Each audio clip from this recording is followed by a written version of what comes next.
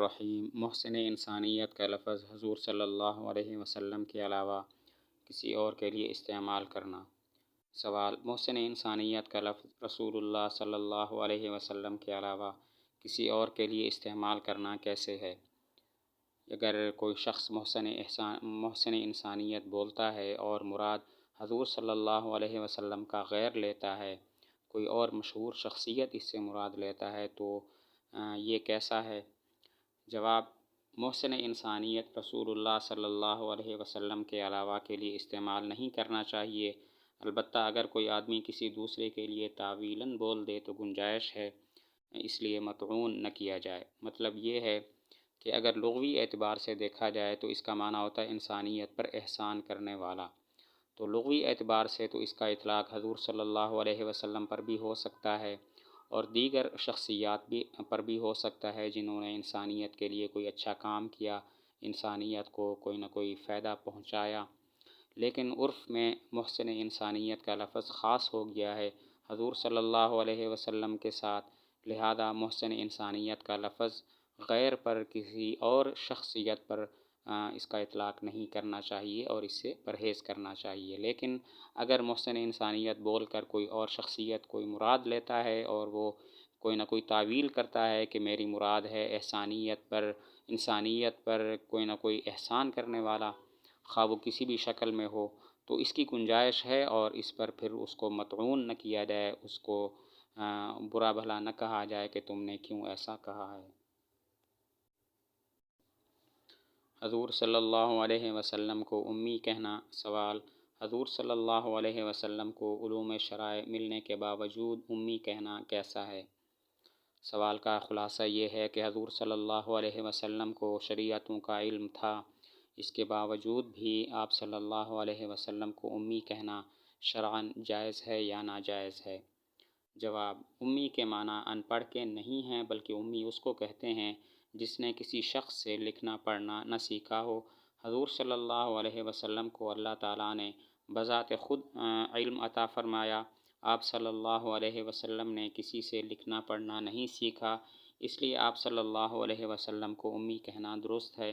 البتہ اگر کسی جگہ پر لوگ اس کا مفہوم نہ جانتے ہوں اور اس کے معنی ان پڑھ اور جاہل کے سمجھتے ہوں، یا یہ کلمہ استخفاف کے طور پر بولا جاتا ہو، تو وہاں آپ صلی اللہ علیہ وسلم کے لیے یہ لفظ استعمال کرنا ٹھیک نہیں ہے۔ جواب کا خلاصہ یہ ہے کہ امی کا معنی ان پڑھ نہیں ہوتا، امی کا معنی ہوتا ہے جس نے لکھنا پڑھنا کسی شخص سے نہ سیکھا ہو۔ حضور صلی اللہ علیہ وسلم نے بھی لکھنا پڑھنا کسی شخص سے نہیں سیکھا، بلکہ اللہ تعالیٰ نے خود بذات خود حضور صلی اللہ علیہ وسلم کو علم عطا فرمایا۔ تو چونکہ حضور صلی اللہ علیہ وسلم نے کسی شخص سے لکھنا پڑھنا سیکھا نہیں تھا، تو اس لحاظ سے آپ کو امی کہنا ٹھیک ہے۔ لیکن اگر کسی جگہ پر لوگ اس کا مفہوم نہ جانتے ہوں کہ امی کا کیا مطلب ہے، یا اس کا معنی وہ ان پڑھ کے سمجھتے ہوں، یا یہ کلمہ استخفاف یعنی کہ ہلکا سمجھا جاتا ہو، امی کا لفظ بول کر استخفاف مراد ہو، یعنی آپ صلی اللہ علیہ وسلم کی شان کو گھٹانا مقصود ہو، تو پھر امی کا لفظ حضور صلی اللہ علیہ وسلم کے لیے استعمال کرنا پھر اس خاص موقع پر جائز نہیں ہوگا۔ ویسے امی کا لفظ حضور صلی اللہ علیہ وسلم پر بولا جا سکتا ہے اور بولا جاتا ہے۔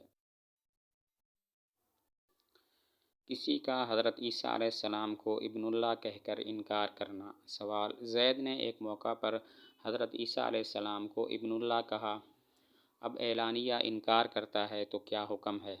زید نے ایک مرتبہ کہہ دیا عیسیٰ اللہ تعالیٰ کے بیٹے ہیں، اب وہ اعلانیہ انکار کرتا ہے تو اب زید کے لیے کیا حکم ہے؟ وہ اب مسلمان ہے یا نہیں ہے؟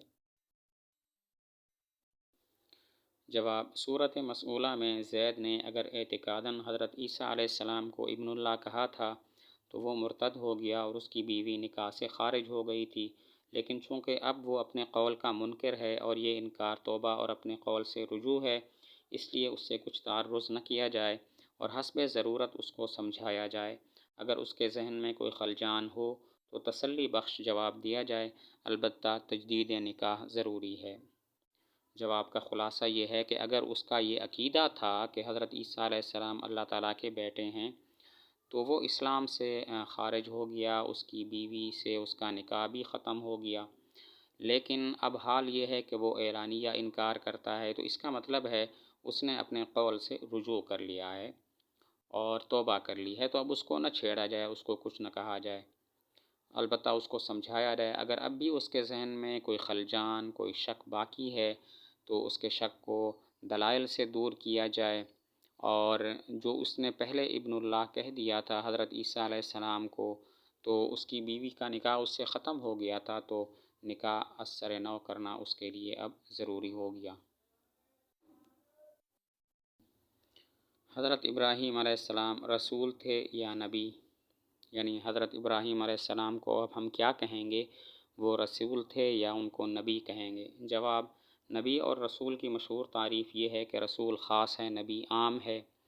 یعنی مشہور تو یہ ہے کہ رسول خاص اور نبی عام ہوتا ہے، ہر رسول نبی ہوتا ہے، ہر نبی رسول نہیں ہوتا، لیکن رسول عام طور پر کہتے اس کو ہیں کہ جس نے امت بنائی ہو، تو اس لحاظ سے حضرت ابراہیم علیہ السلام کی بھی امت تھی، تو اس لحاظ سے ان کو رسول کہنا ٹھیک ہے، اور نبی کہنا بھی ٹھیک ہے، یعنی وہ رسول بھی تھے اور نبی بھی تھے۔ رسول اللہ صلی اللہ علیہ وسلم کے نام مبارک کے ساتھ سیدنا کا استعمال۔ حضور صلی اللہ علیہ وسلم کے نام کے ساتھ سیدنا استعمال کرنا ٹھیک ہے یا ٹھیک نہیں ہے؟ تو جواب یہ ہے کہ ایک حدیث شریف میں وارد ہے، میں اولاد آدم کا سردار ہوں اور مجھے کوئی فخر نہیں ہے، لہذا آپ صلی اللہ علیہ وسلم کے لیے لفظ سیدنا کا استعمال کرنا درست ہے۔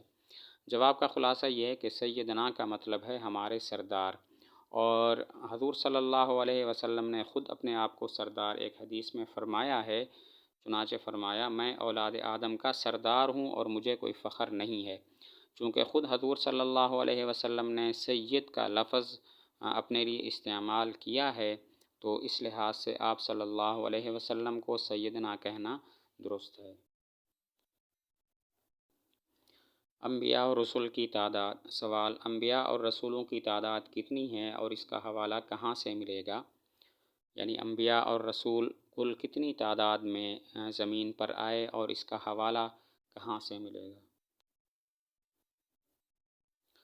تو جواب یہ ہے کہ بعض شراح حدیث اور فقہاء نے لکھا ہے کہ انبیاء کی تعداد 1,24,000 اور رسولوں کی تعداد 313 ہے، لیکن اس پر اکتفا نہیں کرنا چاہیے، بلکہ یہ کہنا زیادہ ٹھیک ہے کہ جتنے بھی انبیاء اور رسول آئے ہیں ہم سب پر ایمان لاتے ہیں، کوئی ایسا رسول نہیں ہے کہ ہم یہ کہیں کہ ہمارا اس پر ایمان نہیں ہے۔ جتنے بھی رسول اور انبیاء آئے ہیں ہمارا سب پر ایمان ہے، یہی کہنا چاہیے۔